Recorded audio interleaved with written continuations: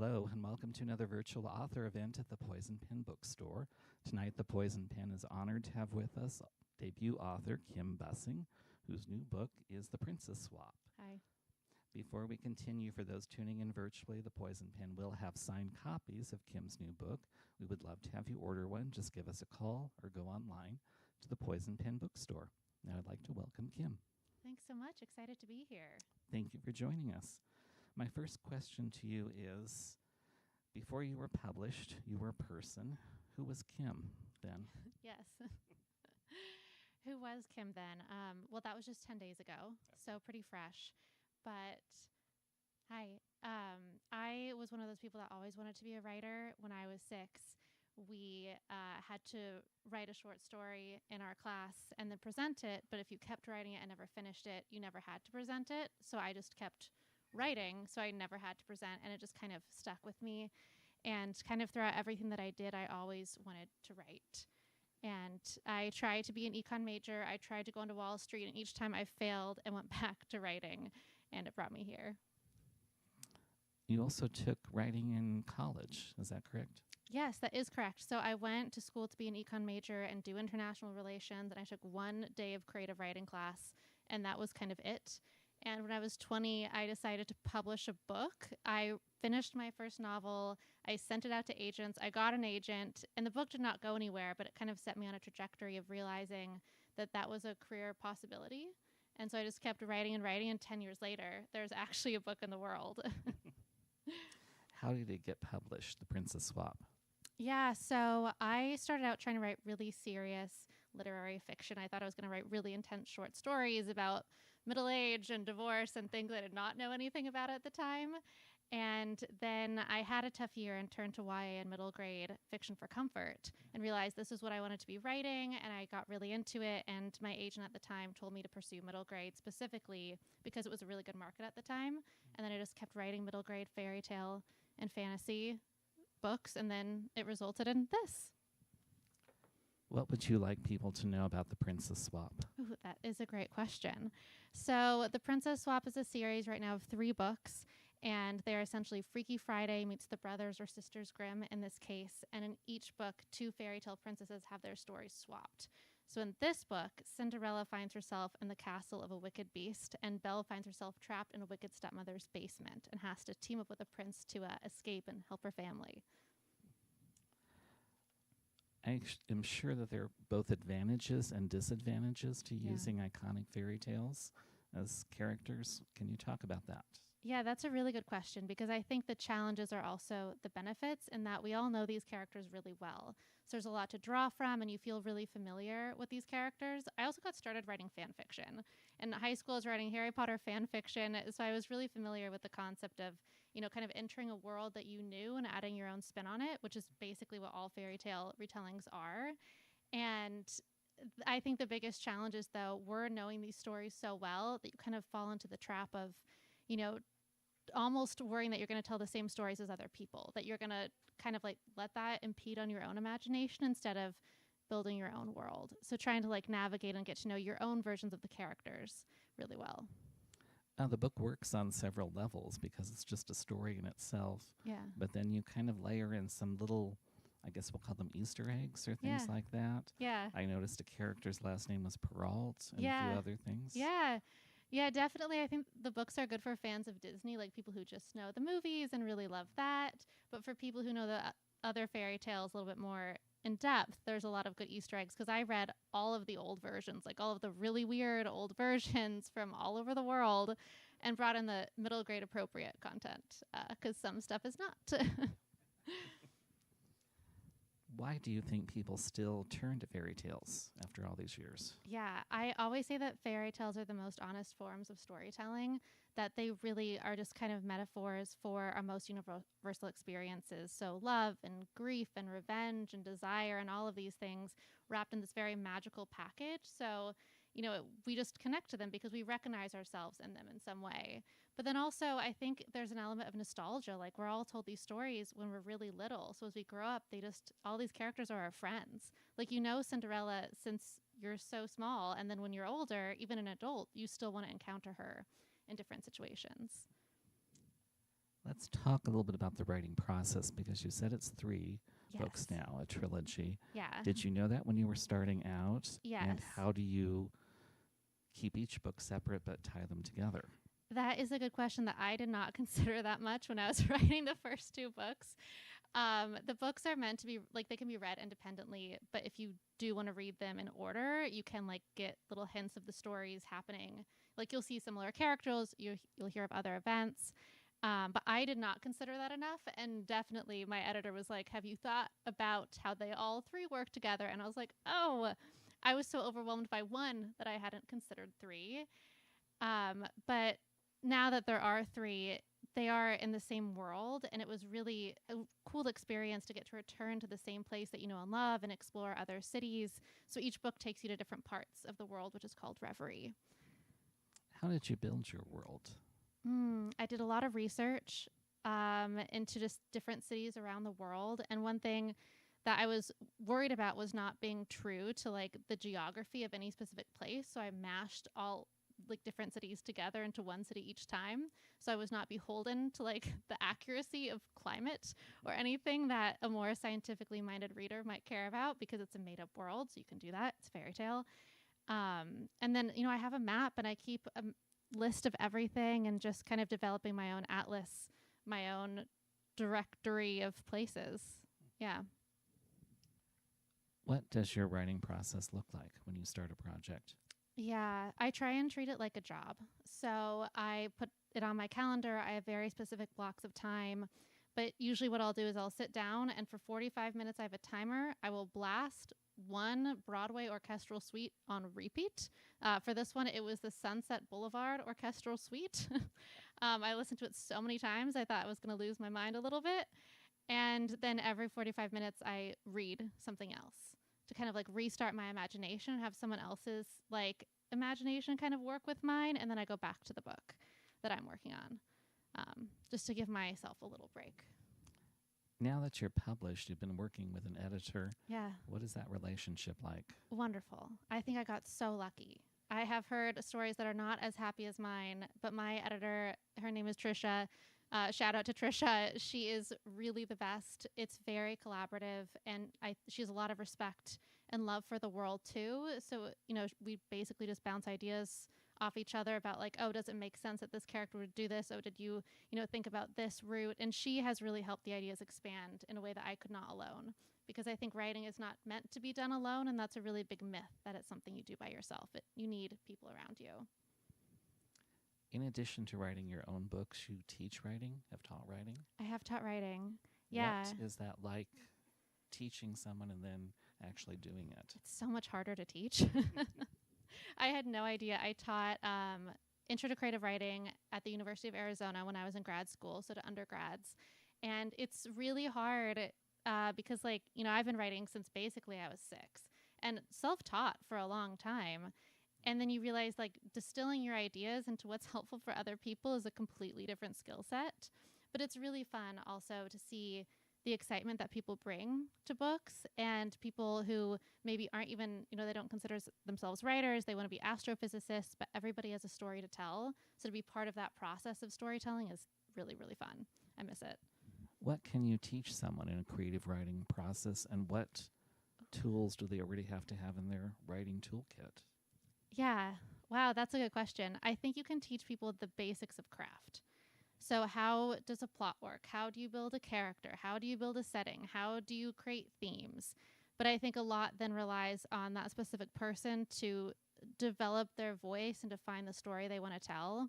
Because I think the biggest problem that beginning writers encounter is not knowing the story they want to tell and just kind of fumbling around. But that's great. The fumbling is very necessary. You just have to want to invest the time in wandering lost until you find the right thing. You talked about voice. How would you describe your own voice? Oh, gosh, I don't know. I think it varies based on the project.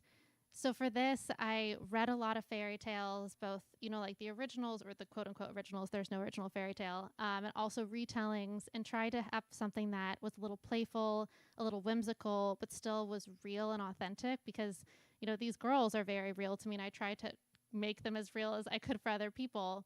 but still that element of like fun and whimsy that I feel like is pretty intrinsic to our idea of fairy tales. Before you published The Princess Swap, you worked with companies to develop brands. Yeah, and I still do. How can you apply that to your own work as an author? How would you describe your brand? Oh, wow. I thought you were going to ask me how to do marketing, and I was prepared. Well, we'll talk about that. Yeah.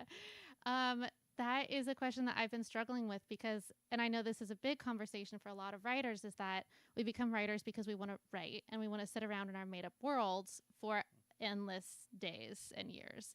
But as an author today, you kind of do have to be a brand in yourself and figure out how do you portray yourself to the public? What is the narrative that the public knows about you? And how do you use that to sell books? And it's hard because you are then just kind of a machine to sell, but it's also how do you, like, that sounds a little bit cynical. I think it's also just like, how do you, interact with the people around you? And I still don't really have an answer. I'm figuring it out every day. Who am I as an author? Fairy tales, I think, so far has been the answer. Can it be challenging for an author if you establish a brand and you want to do something different? Like you write fairy tales now, but what if you wanted to write a serial killer thriller? Would that throw your brand off? Yeah, I've been told I would have to use a pen name. I pitched a very dark YA book to my agent, and she was like, so a pen name? So people do not know it's the same author. But I think it's a good question because people do start to expect the same thing of you, which is both a blessing and a curse because they recognize something, they love it, but then also you can feel a little penned in to something that you're doing. But I think people are also forgiving and they like to see authors grow and, see what else they can do. So hopefully my serial killer thriller will be a success when it comes out. You mentioned marketing, Yeah. and there probably are aspiring writers tuning in virtually.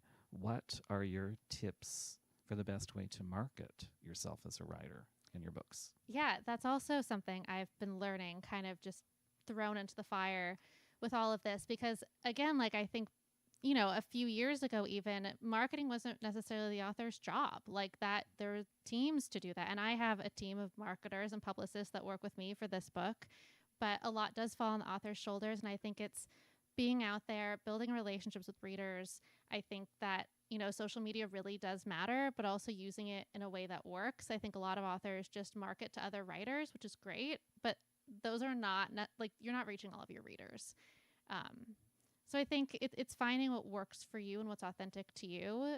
And, if you love posting photos of yourself, be on Instagram. If you don't ever want to show your face, go on Threads. Like there's a lot of options, or just go off and do events and let the readers speak for you too.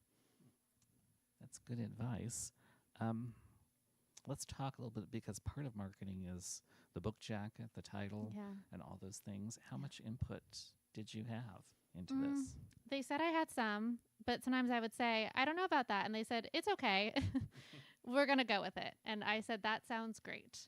But overall, like I loved it so much. And the cover artist, her name is Sarah. I mean, she's one of the most talented people in the world. Like the other two covers are they're so gorgeous. So I feel like I kind of lucked out. Like I had a really great team, who had a really good vision. So I trusted them to know what was the right thing. Sometimes that's the smartest thing you can do as a writer. Yeah. I figured we had our lanes and I was going to let them be in their lane. Let's talk a little bit about Kim as a reader. Oh, yeah. Because that influenced you as a writer. Yeah. Who were some of the books that were important to you growing up? Yeah. So when I was your ages, I read Harry Potter, of course. I was 7 in like the early 2000s, so Harry Potter was everywhere. Chronicles of Narnia was really big for me. Also, The Golden Compass. Have you guys read that? No. His Dark Materials. It's maybe a little bit older, but I loved it so much. I think maybe I was actually in high school when I read the full series, and it changed my life. But now I really read anything. And I think like reading across genres, reading as much as you can, reading authors you've never heard of, reading authors from other countries and translated books, all of that is so important, just to absorb all of the knowledge and ideas that you can. Now that you have become published, what would you, if you could go back to when you were first starting out, what advice would you give yourself as a writer? Yeah, this is such a good question. I got these questions ahead of time, and I thought about this one for a while. but I attended Aspen Awards, which was a writing conference a few years ago, and there's an author named Robert Kolker. He wrote Hidden Valley. It's a nonfiction book, and his advice was, or he has a post-it note on his computer that says, "But what if this were fun?" And I think remembering that this is supposed to be fun is the biggest thing I would tell myself when I was younger, because certainly for many years I thought writing was supposed to be torturous and full of suffering, and I was beating myself up. And then I was like, why am I doing this? Like, if I could just go make money in a different field and not worry about this, I'm doing it because I love it. So why don't I remember that I do love it and it should be fun? And that changes everything, I think. That is smart. What? I forgot my question.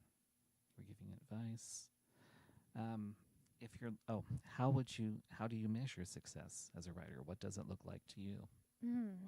Yeah, I think that's hard because it's really easy in today's age to get obsessed with follower counts, or, like I have a lot of friends who are writers and saying, oh, the grants they have won or the bestseller list they've hit. And you can get so wrapped up in things that don't matter. So I'm trying to pull myself away from the whole numbers thing because it just is not healthy and just appreciate, the fact that I get to sit down and write, and that there are people in the world who are going to put the books out and that the books are going to be on shelves. And I think when this came out, all I wanted was for one young girl to read it and have it mean something to her. And then I was like, that will mean it's success for me. So what's it like seeing it in the bookstore for the first time? It was hidden behind another book, so we had to search for 15 minutes. And it was on the bottom shelf, so there are photos of me on the ground with my book, but it was really, really cool. And it still is, like, it still doesn't really feel like it's real. I've had advanced copies of these for months, so I'm like, oh, shouldn't this be in my room? Like, why do you guys have this here? There must be a mistake. How can readers learn more about you? Are you on social media? What role does that play? I am on Instagram. I have a total of 12 posts over 10 years, so I'm trying to get better. I would say 10 of those posts have been from this year. So it's a great progress, but I am on there. I'm trying to be on Threads, and I also have a website where sometimes I post updates. But I love to interact with readers because that's like the whole thing. Your book is based on fairy tales. Do you have a favorite fairy tale yourself? Yes, The Snow Queen by Hans Christian Andersen, which is I don't know, are you guys familiar with it? Probably should elaborate. Yeah, so The Snow Queen, it's one of the weirdest fairy tales I've ever read. It's basically about two young kids, and one of them gets kidnapped by the Snow Queen, and the other one, Gerda, who's the girl, she goes off to rescue him and has all these adventures. But when I TA'd fairy tales in grad school, one of the assignments was to sum up the Snow Queen in one paragraph, and it is almost impossible because it is the weirdest, twistiest story. Nothing connects, and I was like, wow, that's the most amazing thing I've ever read. He's breaking all these rules, and it's also very beautiful. It's kind of interesting too because there's a slight connection to the Narnia books too. Yes, yeah. I think that it must have been really heavily, like there's some conversation. Yeah, because there's an evil snow witch who deserves a redemption arc, honestly. That could be another book for you. I've already thought about it. You've mentioned it, but remind us again what's next, what's coming. Yes, so Princess Swap #2 comes out in March, and that is Sleeping Beauty and Snow White. That one was really fun. There's dragons. So there's a little bit more danger in that one, which is really fun. And the cover is so beautiful. It'll be like purple and pink, which will be really fun, the edges. And then the third one comes out in November, and that's The Little Mermaid and Rapunzel. And there's some other exciting announcements on the horizon. So watch your website for future announcements. Yes, and my Instagram. But for those of you not allowed on Instagram, my website. Should we take any questions? Yes, please. Yeah. So you mentioned that you love fairy tales and Yeah. you putting a spin on those. Is there another world that you would like to have the opportunity to play in and kind of reimagine? Yes, I think Wonderland or Oz. But now everyone's done Oz, and obviously there's a reason I like it. A certain movie that came out this year that has totally captivated my mind for many months. But yeah, I think some of the worlds that are pre-built and really rich to just kind of like go in and explore what that could look like. It's a great question. Other questions? I am interested how you got fascinated by wine and food. You write about that. Yeah, Have written. wow. Wow, this is like hot ones. These are really good questions. Wine and food, it's because I enjoy them. And I like to write. And I was like, why not combine the two things and get paid to eat? Which I did. When I was I lived in Australia for a year and I had no money. And so I worked at a food magazine so they would pay me to go out to dinner. That's the Queensland Yeah. magazine. Yeah. Wow, you really did your research. Well, I also wonder what you wrote for Modern Farmer. Was it? Yeah. Yeah, I I mean, wrote a You had profile. a secret desire to. Oh, I actually worked on a farm Okay. for 6 months between Australia and grad school, and it was the best 6 months ever. It's the hardest work I've ever done, but I loved it. The Modern Farmer, I wrote a profile of a woman who grew tomatoes in her driveway in Seattle and had like a million tomatoes. It was like a whole urban farm in her driveway. Yeah. Do you think writing nonfiction can help you as a fiction writer? Yes. Yeah, I think it breaks you out of your patterns, which is really important because, like, even especially writing 3 of these, you do kind of get stuck in the same thought loops. So, meeting other people, especially nonfiction, because you have to talk to other human beings and not just your cats, it just kind of breaks you out of what you're doing. So, you can, like, start to think of things in new ways or see new things about the world and just kind of learn, which is really crucial, obviously, to writing is constant learning. Do you find as a writer it's important to be part of a community? Do you have a writers group? Do you connect with other authors? Yeah, I think doing anything it's necessary to have a community, but especially with writing because like it took 10 years for me to get here. And there's a lot of ups and downs. And so I have my MFA community, which is just nice to have a bunch of people doing the exact same thing you're doing. And then a group of friends we just meet once a month and we share our unpublished work and we just say nice things to each other and talk about our lives. And it's really great to have that group. This other question is a bit out of left field. Okay. But is there really such a good thing as a gluten-free croissant? Yes. Really? Yes, there was. And this is a very painful question to answer because it was in Los Angeles and I loved this place and they closed out of the blue. When I had an order and they canceled my order, it was supposed to come to me, my croissant, and it never did. So I'm still on the hunt, but thank you.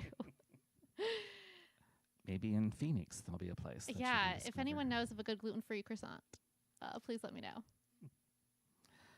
Well, unless we have other questions for Kim. Yes.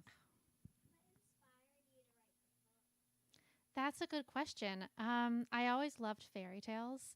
And after TAing the class, I really wanted to spend more time with them and kind of get to do my own version. And I have a brother who's 10, and I guess at the time he was like 7. And he told me that Harry Potter was about a boy because a girl couldn't have done what Harry did. And I thought, that's not correct. Girls can do anything. And so I kind of wanted a version of fairy tales where the girls have a lot more power. And the girls are the ones who are rescuing themselves and rescuing other people. Because, I mean, we all know what girls can do, so we need more books like that. It's a great question. Yes. So, in general, Hans Christian Andersen is Yeah. pretty darn dark. Oh, yeah. And these were a lot of fairy tales were sort of originally stories of warning for children. Yeah. Are there any stories that you'd love to discuss that might be a little too dark for maybe middle grade, but you wouldn't want to go into maybe like a young adult? Yeah.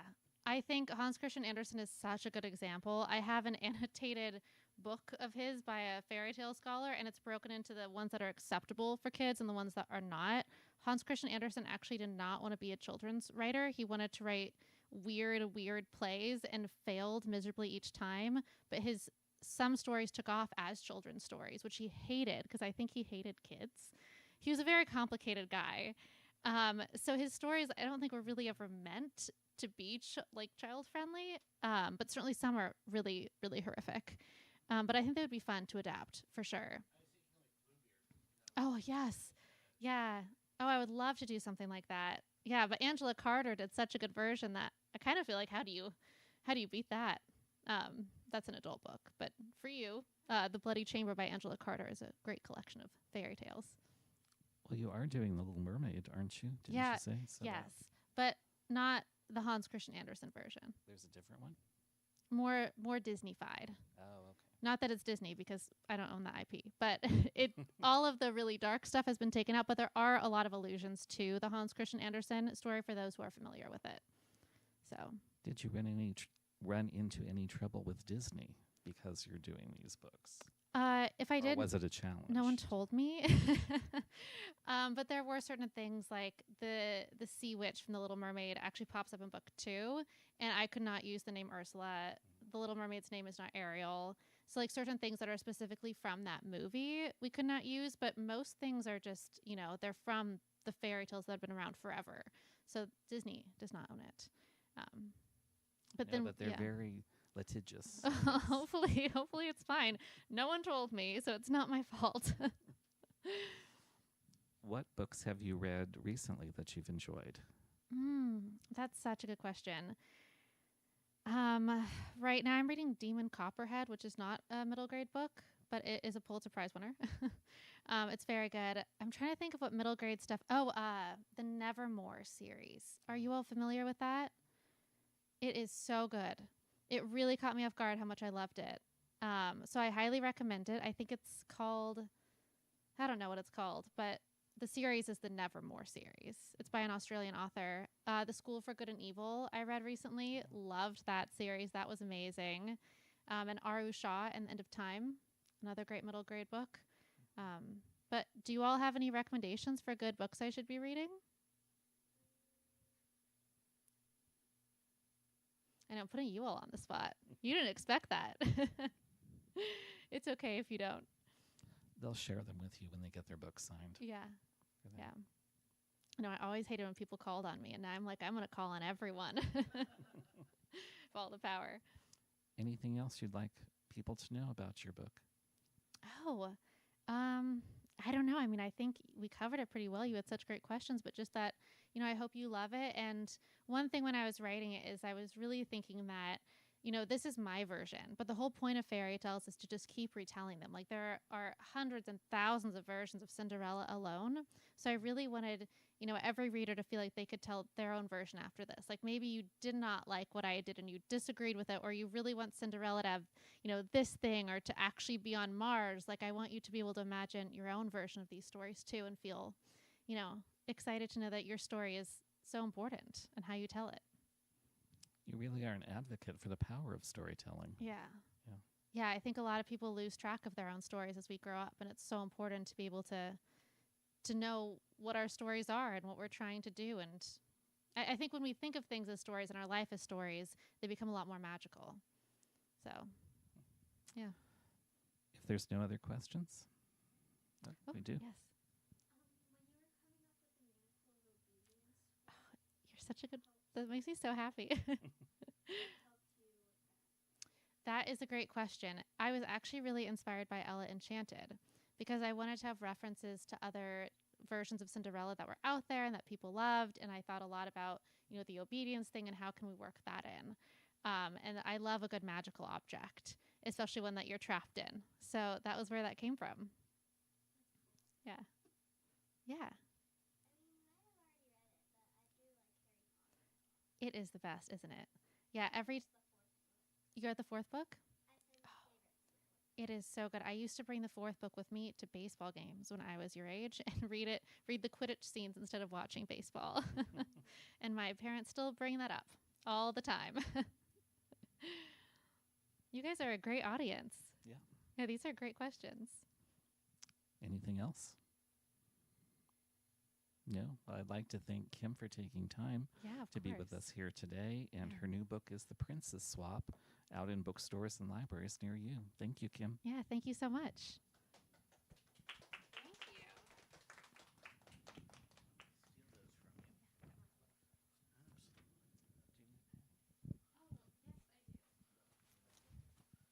All right, for you, good sir.